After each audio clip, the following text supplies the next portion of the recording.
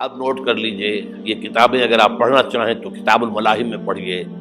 بدترین عذاب عربوں پر آیا کھڑا ہے، سروں پر تنا ہوا ہے، بدترین. ایسی جنگ ہونی ہے الملحمۃ العظمیٰ، جس کو کہ میں بھی آپ کے گواہی پیش کر دوں گا، جسے کہا گیا ہے دی لاسٹ کروسیڈ. بش نے بھی کروسیڈ کا لفظ بول دیا تھا، پھر واپس لیا اس نے. نکل جاتی ہے جس کے منہ سے سچی بات مستی میں. فقیہ مصلحت بین سے اور ہندے بادہ خار اچھا، کروسیڈ کہہ کر پھر واپس لیا. یہ کروسیڈ، اس کے اوپر جس قدر نقصان ہونا ہے عربوں کا.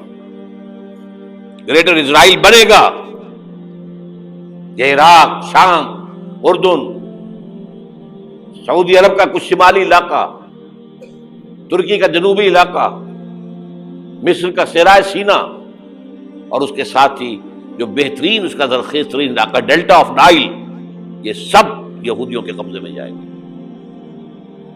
اس کو حدیث میں کہا گیا الملحمۃ العظمیٰ. عیسائی 80 علم لے کر ہے مسلمانوں تم پر حملہ آور ہوں گے، اور ہر علم کے نیچے 12,000 فوج ہوگی. 9.5 لاکھ فوج. یہ نیٹو کی تیاری کس کے لیے ہو رہی ہے؟ جب یو ایس ایس آر کا خاتمہ ہوا تو پوچھا گیا تھا نیٹو چیف سے، اب کس لیے؟ تمہارا وہ دشمن تو ختم ہو گیا، اب ہمیں اسلامک فنڈامنٹلزم سے نمٹنا ہے. وہ جانتے ہیں خطرہ یہی ہے، اب اسلام ابھر سکتا ہے. مسلمانوں کے سینوں کے اندر وہ آگ ہے، اوپر خاکستر آ گیا ہے، تم پہ اٹھانا بیٹھنا. یہ اندر تو انگارہ ہے، اوپر سے راکھ ہے، اس سے دھوکہ نہ کھا جانا ان کے دلوں کے اندر. اور بش نے کہا تھا مسلمان چاہتے ہیں کہ ہسپانیہ سے لے کر انڈونیشیا تک نظام خلافت قائم کریں. اور میں حیران ہوا تھا کہ اس کمبخت کو ہسپانیہ کا خیال کیسے آ گیا. ہمیں تو کبھی آتا ہی نہیں، اب ہم تو بھول گئے. وہ تو 500 برس پرانی بات ہے جبکہ وہاں سے ہمیں نکال دیا گیا تھا. اگرچہ اقبال نے کہا تھا ہے ارض فلسطین پہ یہودی کا اگر حق، ہسپانیہ پر حق نہیں کیوں اہل عرب کا.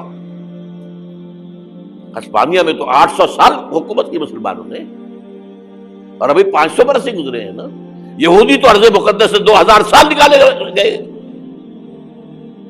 انہیں لا کے آباد کیا گیا، عربوں کے سینے میں خنجر بھونک دیا گیا. وہ چھوٹا سا ملک جو چاہتا کرتا، کوئی پوچھنے والا نہیں. امریکہ جیسے اپنے بیٹے کی حفاظت کرے ویسے کرتا اس کی. اور حضور نے فرمایا ہے وہ جنگ جب ہوگی تو ایک باپ کے اگر 100 بیٹے ہوں گے تو 99 ختم ہو جائیں گے، ایک بچے گا. یہ حدیث ہے، حدیث ہے صحیح. اور آپ نے فرمایا ویل للعرب من شر قد اقترب. عربوں کے لیے ہلاکت ہے، عربوں کے لیے بربادی ہے اس شر سے جو قریب آ چکی ہے. اور آج جس طرح انہوں نے ان کی تہذیب کو اختیار کر لیا ہے، دبئی جا کر دیکھیے، بدترین مغربی معاشرہ جو ہے وہ دبئی کے اندر ہم نے قائم کر کے دکھا دیا. اب سعودی عرب اس راستے پر بڑھ رہا ہے. اور اس کے بعد نمبر 2 پر جو ہے ہم پاکستانی ہیں. لیکن میں اس کے وہ پہلی بات جو کہہ رہا ہوں وہ تو یقینی ہے، اس میں تو احادیث صحیحہ موجود ہے. اگرچہ اس کے بعد پانسا پلٹے گا، پھر حضرت مہدی کا ظہور ہوگا، حضرت عیسیٰ کا نزول ہوگا، اور وہ گریٹر اسرائیل گریٹر گریو یارڈ بنے گا یہودیوں کا. ایک ایک یہودی قتل ہوگا اور دفن ہوگا. یہ بات میں ہونا ہے، میں پہلی بات پر فرض کر رہا ہوں. وہ پانسا پلٹے گا جب پلٹے گا. ابھی جو سامنے ہے وہ کیا ہے؟ جس ملحمۃ العظمیٰ کہا حضور نے، جسے آرمگیڈون کہتے ہیں عیسائی. آرمگیڈون کی اگر کہیں جا کر آپ دیکھیں گے، آپ ڈکشنری میں مانی تو کیا لکھا ہے؟ A very big war which will be fought between the forces of evil and good before the end of this world. اس دنیا کے خاتمے سے پہلے خیر اور شر کی قوتوں کے درمیان بہت بڑی جنگ ہوگی. ارمجدون اسے کہتے ہیں عربی میں، اور آرمگیڈون اسے کہتے ہیں انگریزی کے اندر. اور یہ بائبل کی آخری کتاب کے اندر ہے، جو اس میں کہ مکاشفات یوحنا، ریولیشنز آف سینٹ جان. یہ تو میں کہہ رہا ہوں یقین کے ساتھ، اور زیادہ دور نہیں ہے، آیا چاہتا ہے. اس لیے کہ یہودیوں کا اور عیسائی جو کنزرویٹوز ہیں، نیو کنزرویٹوز، ان کا 5 نکاتی ایجنڈا ہے متفق علیہ، جس کے تحت کہ یہ جنگ صلیبی شروع کی گئی ہے. تو سن لیجئے آپ. آرمیگیڈون نمبر 1، گریٹر اسرائیل قائم ہو جانا اس کے نتیجے میں نمبر 2، مسجد اقصی اور قبۃ الصخرہ کو گرانا نمبر 3، وہاں 3rd ٹیمپل، وہ مسجد جو حضرت سلیمان نے بنائی تھی 1000 قبل مسیح میں، پھر برباد کی تھی نبوکدنضر نے، دوبارہ بنائی گئی، پھر دوبارہ ختم ہوئی 70 عیسوی تک گری پڑی ہے. ان کا خانہ کعبہ گرا ہوا ہے 70 عیسوی سے لے کر آج تک. ایک دیوار ہے ویلنگ وال، جہاں جاتے ہیں، روتے ہیں، پیٹتے ہیں، ماتم کرتے ہیں، وہاں وہ بنے گا 3rd ٹیمپل. اور نمبر 4، اس میں لا کر رکھا جائے گا تخت حضرت داؤد کا. یہ تخت کہاں ہے اس وقت؟ یہ لندن شریف کے اندر، جو ان کی پارلیمنٹ کا جو چرچ ہے، ویسٹ منسٹر ایبے، اس میں رکھا ہوا ہے. ایک پتھر تھا جس پر بٹھا کر حضرت داؤد کی تاج پوشی ہوئی، پھر حضرت سلیمان کی ہوئی، پھر وہ پتھر رکھ دیا گیا جب حضرت سلیمان نے بنایا ہیکل مسجد اقصی، وہاں رہا وہ. ہر بادشاہ جو تھا یہودی اسی کے اوپر بٹھا کر اس کی تاج پوشی ہوتی تھی. سن 70 میں ٹائٹس نے گرایا اسے، ہیکل کو، وہ پتھر لے گیا، وہاں سے روم گیا، روم سے آئرلینڈ گیا، آئرلینڈ سے اسکاٹ لینڈ آیا، اسکاٹ لینڈ سے انگلینڈ آیا، اور اب وہ رکھا ہوا ہے 14ویں صدی عیسوی سے آج تک. وہ ویسٹ منسٹر ایبے میں رکھا ہوا، ایک کرسی کی سیٹ میں اسے بنا دیا گیا ہے تخت کی شکل میں. اب انگریزوں میں کوئی ملکہ ہو، کوئی بادشاہ ہو جس کی بھی تاج پوشی ہونی اس میں ہو. یہ لا کر رکھا جائے گا 3rd ٹیمپل میں، اور اس پر یہودیوں کے خیال کے مطابق ان کا مسیحا آئے گا جو مسیح دجال ہوگا. عیسائیوں کے خیال کے مطابق حضرت عیسیٰ آئیں گے، وہ ہمارا بھی خیال ہے حضرت عیسیٰ آئیں گے علیہ السلام. بہرحال یہ تو بعد کی باتیں ہیں نا. اس وقت جو میں عرض کر رہا ہوں، عربوں پر بہت بڑا عذاب، اور پاکستان کا معاملہ البتہ یہ ہے، میں یقین سے نہیں کہہ سکتا. ہینگنگ ان دی بیلنس، ہو سکتا ہے اللہ تعالی ہم پر رحم فرمائے، ہو سکتا ہے، اگرچہ اس کی کوئی شرائط ہوگی. چمن کے مالک اگر بنا لیں موافق اپنا شعار، اب بھی چمن میں آ سکتی ہے پلٹ کر چمن سے روٹھی بہار، اب بھی ہو سکتی ہے. اور یہ بھی ہو سکتا ہے کہ اللہ تعالیٰ نے معجزانہ طور پر ہمیں ملک دیا، ہم نے اللہ سے بدعہدی کی، وعدہ خلافی کی، غداری کی، لہذا سزا دی جائے اور ہم سے یہ ملک چھین لیا جائے. It's just possible. دور نہ سمجھے اسے، انہونی بات نہ سمجھے. جو گھیراؤ ہو رہا ہے آپ کے مغرب میں نیٹو فورسز اور مشرق میں بھارتی فورسز گدھوں کی طرح بیٹھے ہوئے انتظار کر رہے ہیں پاکستان اور ڈسٹیبلائز ہو جائے، یہاں اور بدامنی ہو جائے. اب لاہور میں پھر آج دھماکے ہو گئے ہیں. 2 دن پہلے کا دھماکہ میں سہ کے آیا ہوا ہوں، آپ کے سامنے بیٹھا ہوں. وہ جانے بچی ہیں جو ہماری اکیڈمی کا حشر ہوا، تو میں آپ کو نہیں بتا سکتا. یہ سارا کیوں ہو رہا ہے؟ تاکہ یہاں بدامنی ہو جائے اور ہمیں جواز مل جائے. مغرب سے نیٹو فورسز داخل ہو جائیں، مشرق سے بھارتی فورسز آ جائیں، اور ہمارے ایٹمی دانت توڑ کر اور پھر ہمیں بھارت کے سامنے ڈال دیا جائے. نو ڈو ایز یو لائک. یہ ان کا نقشہ ہے. ہوگا کیا وہ اللہ جانتا ہے. ہوگا وہ جو اللہ چاہے. لیکن اللہ کا چاہنا جو ہے وہ کس پر منحصر ہے؟ یہاں انقلاب برپا کرو، یہاں اسلام لاؤ.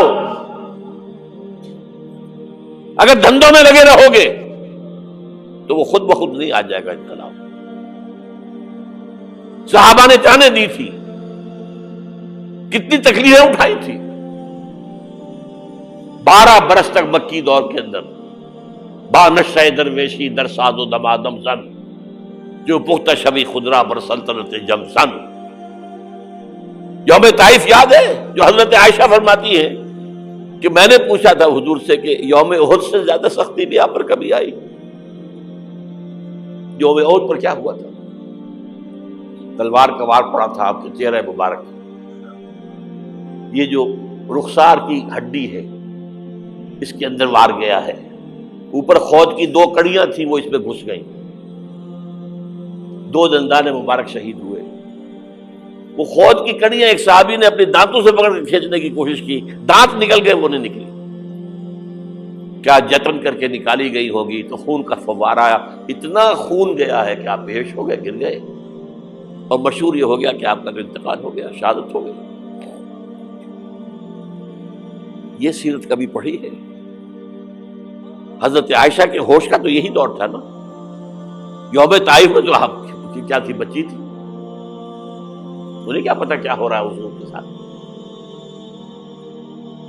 3 دن تک حضور مکے کی گلیاں اور وہاں کے اوباش لوگ پتھراؤ کر رہے گئے تھے اس امید میں کہ شاید وہاں کا کوئی سردار ایمان لے آئے، تو یہاں تو ابو طالب بھی فوت ہو گئے، یہی دنیاوی سہارا تھا، خاندانی سہارا تھا ابو طالب کے ذریعے، اور گھر میں ایک دلجوئی کرنے والی رفیقہ حیات تھی، وہ بھی، ان کا بھی انتقال ہو گیا۔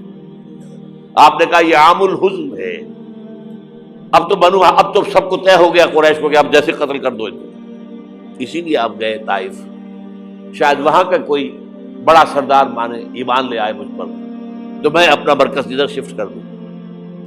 تینوں سے ملے ہیں، تینوں نے وہ جواب دیے ہیں، نکل جاؤ یہاں سے، میں تمہارے ساتھ بات بھی کرنے کو تیار نہیں۔ اچھا، تمہارے سوا کوئی نہیں ملا تھا اللہ کو نبی بنا کر بھیجنے کے لیے؟ دیکھو جاؤ، میں بات نہیں کرنا چاہتا، ہو سکتا ہے میں بے عزتی کر بیٹھوں، واقعی تم اللہ کے نبی ہو تو میں مارا جاؤں گا، جاؤ جاؤ جاؤ۔ یہ سلوک محبت کے ساتھ ہوا ہے۔ اور پھر چھوکروں کو، اسٹریٹ ارچنز جنہیں آپ کہتے ہیں، اشارہ کیا تھا، خبر لو ان کی، پتھراؤ ہو رہا ہے، ساتھ کوئی ہے ہی نہیں، ایک آدمی صرف، زید ابن حارثہ۔ اب سامنے سے پتھر آ رہے ہیں تو حضرت زید آگے آ جاتے ہیں، ڈھال بنتے ہیں، مجھے لگے پتھر حضور کو رہے، آپ پیچھے سے آ رہے ہیں، چاروں طرف سے تو ڈھال نہیں بن سکتا، جسم لہو لہا، خون جا کر جوتیوں میں جم گیا ہے، جوتی اتر نہیں دی۔ پھر وہاں سے واپسی پر جو دعا مانگی ہے، اللہم الیک اشکو ضعف قوتی وقلت حیلتی وہوانی علی الناس، اے اللہ تیری جناب میں فریاد لے کر آیا ہوں اپنی قوت کی کمی کا، اپنے وسائل کی کمی کا، اور جو ذلت و خواری ہو رہی ہے لوگوں کے سامنے، الا ملتقننی، مجھے کس کے حوالے کر دیا ہے، الا بعیدی یتجہمنی، یہ میرے اوپر ہجوم کر کے آ جائے، حملہ کرے، اور عدو من لگتا امرے، یہ دشمن کے حوالے میرا معاملہ کیا ہے، جو چاہے کر دے وہ۔ لیکن پھر عبدیت غالب آتی ہے، ان لم یکن علی غضبک فلا ابالی، اللہ اگر تو ناراض نہیں ہے تو مجھے کوئی پرواہ نہیں، سر تقدیم خم ہے جو مزاج یاد میں آئے، مجھے اندیشہ یہ ہے کہ تو ناراض تو نہیں ہوئی، یہ تکلیفیں جھیلی ہے۔ سینکڑوں صحابہ نے جانوں کا نذرانہ پیش کیا ہے، احزاب کی جنگ میں فاقوں پر فاقے ہو رہے تھے، اور ان فاقوں کی حالت میں خندق کھودنے کا حکم ملا ہے، لوگوں کی کمریں دوہری ہو رہی ہیں، پتھر باندھے ہیں اپنے پیٹوں سے، اپنی چادروں کے ساتھ کس کر کمر دوہری نہ ہو جائے، اور جب صحابہ کدالیں چلا رہے ہیں تو کیا کہہ رہے ہیں، نحن الذین بایعوا محمدا علی الجہاد ما بقینا ابدا، اللہم لا عیش الا عیش الاخرہ۔ صحابہ کہتے تھے ہم وہ لوگ ہیں جنہوں نے محمد سے بیعت کی ہے کہ جہاد کرتے رہیں گے جب تک جان میں جان نکل جائے تو بات، اور جان ہے، چاہے ابھی بھوک سے کمر دوڑی ہوئی جا رہی، جان تو ہے۔ اور ایک دفعہ کہتے تھے اللہم لا عیش الا عیش الاخرہ، اللہ عیش، زندگی تو آخرت کی زندگی ہے۔ اور حضور فرماتے تھے، حضور کے بیٹھے ہوئے نہیں تھے گاؤں تکیہ لگا کر، پتھر اٹھا اٹھا کر خندق میں سے لے جا کر باہر پھینک رہے تھے، جب صحابہ کہتے ہیں اللہم لا عیش الا عیش الاخرہ، حضور فرما رہے ہیں فاغفر الانصار والمہاجرہ، اے اللہ ان انصار اور مہاجرین کی مغفرت فرما دو۔ پھر حضور کی خدمت میں کچھ لوگ آئے، حضور اب یہ فاقہ ناقابل برداشت ہو گیا، دیکھیے ہم نے یہ پتھر باندھے ہوئے اپنے پیٹ کے ساتھ۔ حضور نے کرتا اٹھا کر دکھایا، وہاں 2 پتھر باندھے ہوئے۔ یہ ہے سیرت النبی۔ آپ کس چیز کو سیرت النبی سمجھتے ہیں؟ بہرحال اس موضوع پر میری ایک کتاب ہے منہج انقلاب نبوی، کہ انقلاب کیسے آیا تھا۔ اگر دل میں ذرا بھی آرزو پیدا ہو گئی ہو کہ اللہ قبول کر لے مجھے قبول کر لے اس کام کے لیے، تو وہ کتاب آپ کے لیے مسٹ ہوگی، اس کا پڑھنا۔